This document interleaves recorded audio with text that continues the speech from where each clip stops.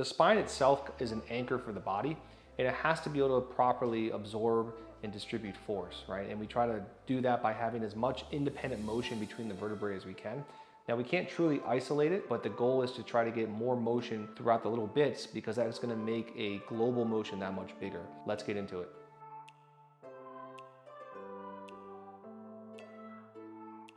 So Kati's going to cross her arms over. She's going to imagine that she's buried in sand from the waist below, so we don't get any accessory movement in the lower body. And then imagine that you are on a wall. Keep your body tight, and then start to peel your vertebrae off the wall one by one. She's going to find the basement of flexion. Once she's there, go ahead and start to rotate. She rotates to the right, tries to keep her hip bones facing forward, and then she's going to dip that right shoulder down to the ground. Start to extend each vertebrae as you can, piece by piece. Nice job. And then rotate to the left. Try to bring that right shoulder over to the hip.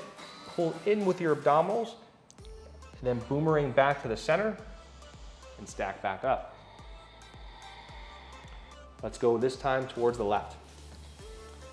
Segment down, rotate to the left, lean back. Again, avoid any kind of pain or pinches that you may have. Make the circle smaller as you're going towards the right. Pull in with the abdominals, bring it back to the left, and then stack back up. So that's what a global spine looks like. Keep in mind too that your spine has to segment, flexion, extension, as well as rotate. So it's good just to practice it, especially in the lifestyle that we live.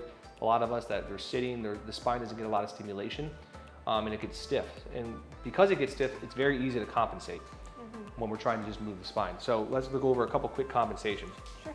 So probably the biggest one that we would see with people is that their hips start to move.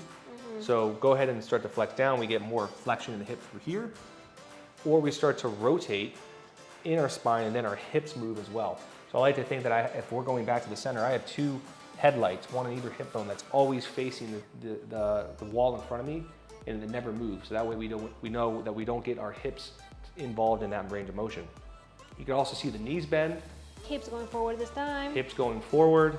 You may see accessory motion in the neck, because our point of view is from our head, so we want to feel like we're moving more. So we start to move our neck kind of erratically through that. The shoulders will hunch forward excessively, or we'll get into the scapula. We just want to think like a nice tight circle, and really just focusing on working through basically from here to here.